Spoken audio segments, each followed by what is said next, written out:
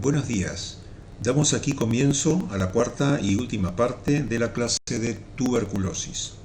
Durante el transcurso de esta parte de la clase veremos cuál es la estrategia terapéutica para combatir esta enfermedad, cuáles son las medidas de prevención que debemos aplicar y para finalizar cerraremos la clase con una breve descripción de las micobacterias no tuberculosas que causan la enfermedad del hombre y justamente la enfermedad que causan, que es la micobacteriosis.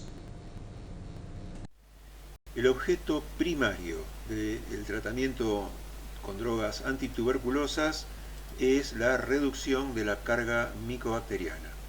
En efecto, cuanto menos micobacterias tengamos en el sitio de infección, más eficientemente el huésped podrá eliminar a las micobacterias y así el paciente ir hacia el estado de salud.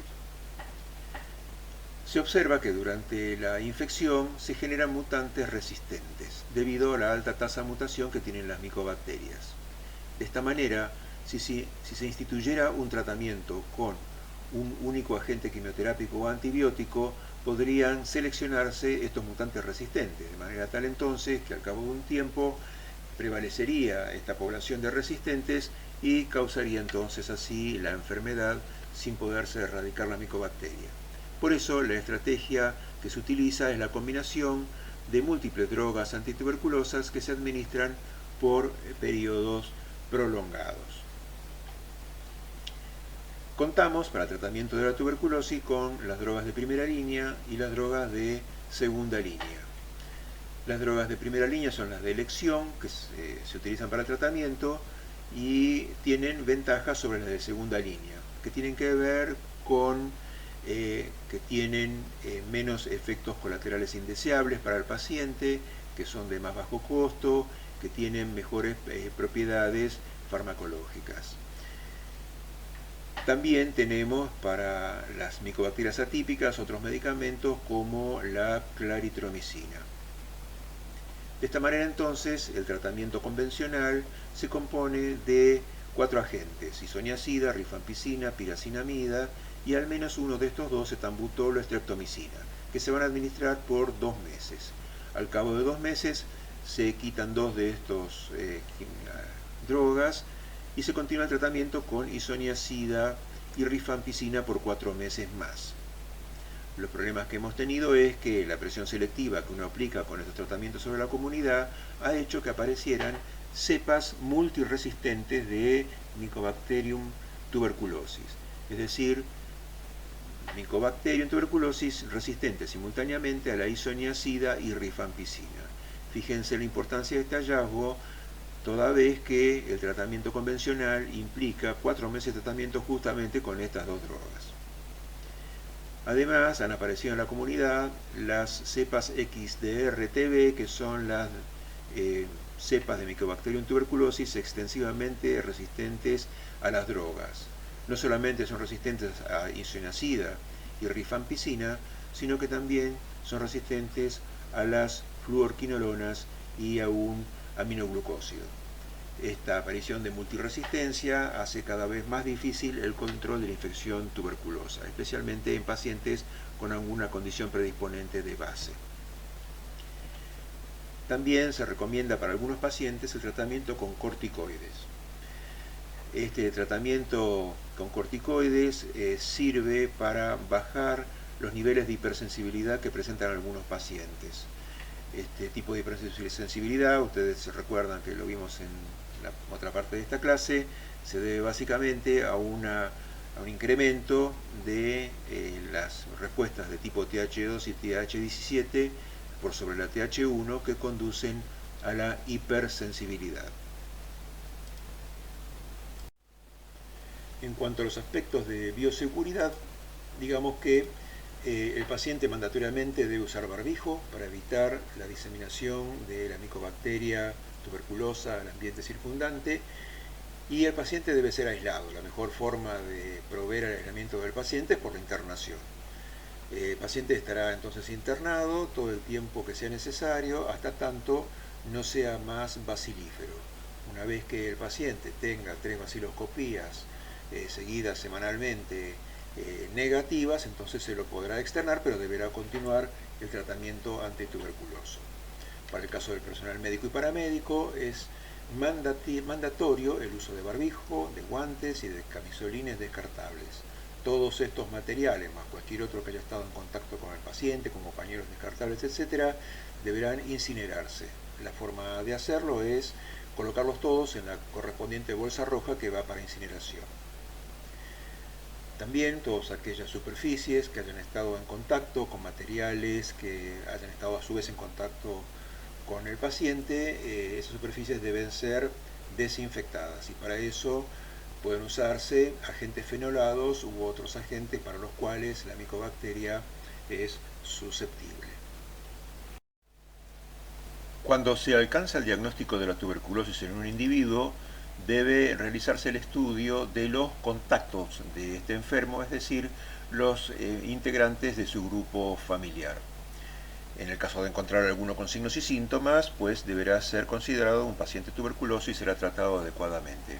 En el caso de que haya individuos que no presenten signos ni síntomas, deberá realizarse una quimioprofilaxis con isoniazida con fines preventivos. Se utiliza solamente una droga antituberculosa, pues se entiende que en el caso de estar infectado, este individuo tendrá tan pocos microorganismos que podrán ser controlados con un solo agente quimioterápico. Para la población general, contamos con la vacuna BCG. En el año 1921, Jean-Marie Camille Regan y Albert Léon Charles Calmette, tras sucesivos subcultivos de Mycobacterium bovis, lograron obtener una cepa atenuada. Esta cepa hoy se conoce como el bacilo de Calmette-Regan y es lo que se utiliza para la vacunación. La vacuna BCG se aplica dentro de los primeros 30 días de vida y la única contraindicación es el bajo peso al nacer. El objeto de la vacunación es crear un complejo primario o primo infección en el individuo. Obviamente, este complejo primario es autolimitado, puesto que el bacilo BCG es atenuado. La aplicación de la BCG despierta una reacción positiva a la tuberculina que puede durar por espacio de 3 o 4 años. Pero ténganse en cuenta que la vacunación no logra prevenir la infección tuberculosa, puesto que Mycobacterium tuberculosis es un patógeno primario.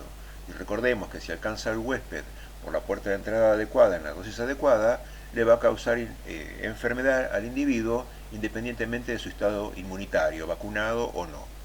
Lo que es cierto, debe tenerse en cuenta que en el individuo vacunado la enfermedad, si va a ocurrir, es más leve y muy importante, la tasa de meningitis tuberculosa baja mucho. Esto es muy importante puesto que la meningitis tuberculosa deja graves secuelas en el niño que la padece. Las micobacterias resisten el ataque de ácidos y álcalis. Esta propiedad de resistir el ataque de los álcalis ya la hemos mencionado y la hemos utilizado cuando nos referimos a la homogenización de muestras de esputo para la búsqueda de bacilos ácido alcohol resistentes y para cultivo. Asimismo, las micobacterias presentan resistencia a la mayoría de los desinfectantes. Para poder eliminar micobacterias de superficies inanimadas, podemos utilizar fenol, glutaraldehído, etanol al 70% y también los hipocloritos. Merced a la constitución de sus envolturas, las micobacterias resisten la desecación. Al mismo tiempo también, las micobacterias son sensibles a la luz solar. De esta manera, un esputo emitido por un paciente bacilífero y que queda en un lugar al abrigo de la luz solar se constituye en un riesgo epidemiológico porque la micobacteria puede sobrevivir viable por espacio de 10 a 12 meses. De esta manera entonces la prevención es un hecho también cultural. Fíjense este cartel que figura aquí en este grabado. Esto es de un tranvía a principios del siglo XIX en Alemania, en donde se observa este cartel que dice "Nix in den Wagen spuken", es decir, no salivar dentro del tranvía. Esto es un cartel que obviamente tiene fines preventivos.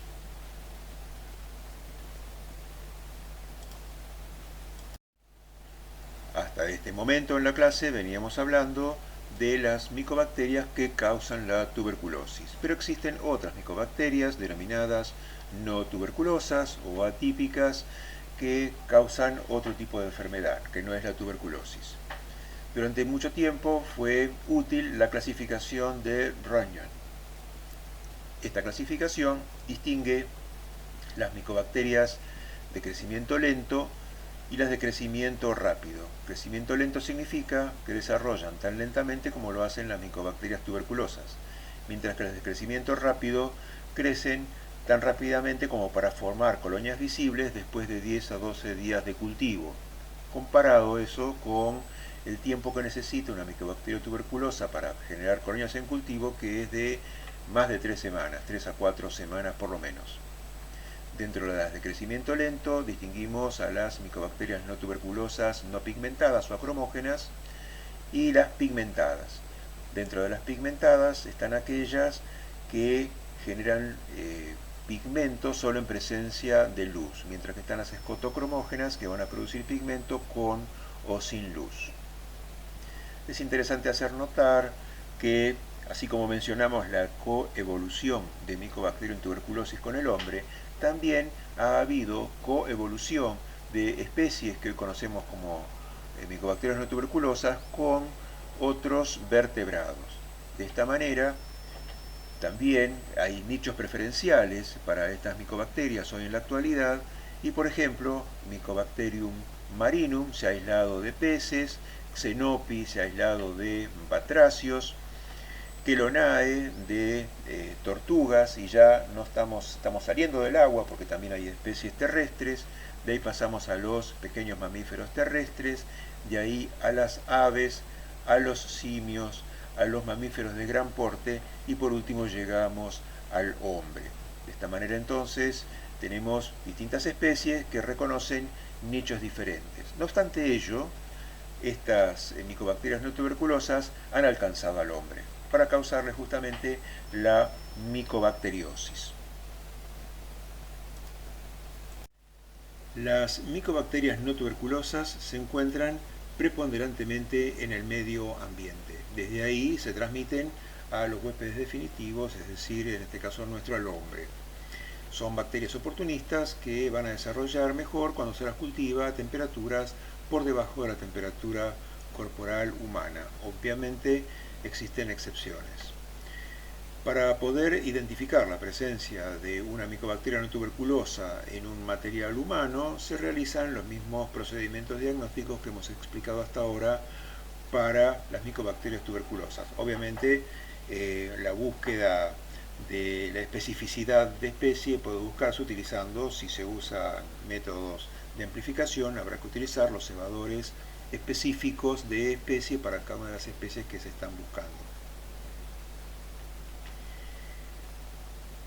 Un hecho preocupante de estas micobacterias no tuberculosas es que constitutivamente presentan una muy alta resistencia tanto a los antibióticos como a los agentes quimioterápicos. Por lo tanto, cuando un individuo adquiere una enfermedad por estas micobacterias no tuberculosas, es muy difícil controlar a la micobacteria. Se observa que existe una alta prevalencia de la infección por micobacterias no tuberculosas en los pacientes que al mismo tiempo tienen infección por el virus de la inmunodeficiencia humana. En el caso de los individuos con infección por VIH y especialmente aquellos que entran en la etapa de SIDA, puede observarse que la infección pulmonar no se da de la manera característica como se da en la tuberculosis.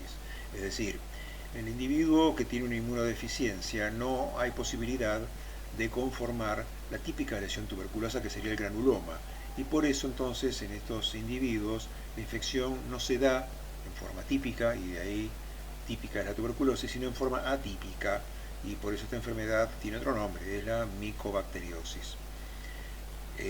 obviamente en individuos que están infectados y que además hay coinfección con SIDA, o sea, con HIV en estado de SIDA, y si al mismo tiempo consideramos que existe una alta resistencia a antibióticos y quimioterápicos, no es de sorprender entonces que el pronóstico en estos pacientes sea muy malo. Presento aquí la bibliografía recomendada. Los capítulos 17 y 18 del libro de Sordelli se encuentran a su disposición en el sitio web de la cátedra. La bibliografía especializada solamente debe ser utilizada para ampliar conocimiento y nada más que ello, puesto que exceden los contenidos del programa de la asignatura. Con esto damos fin a la tercera parte de la clase y finalizamos aquí la presentación del tema tuberculosis. Muchas gracias.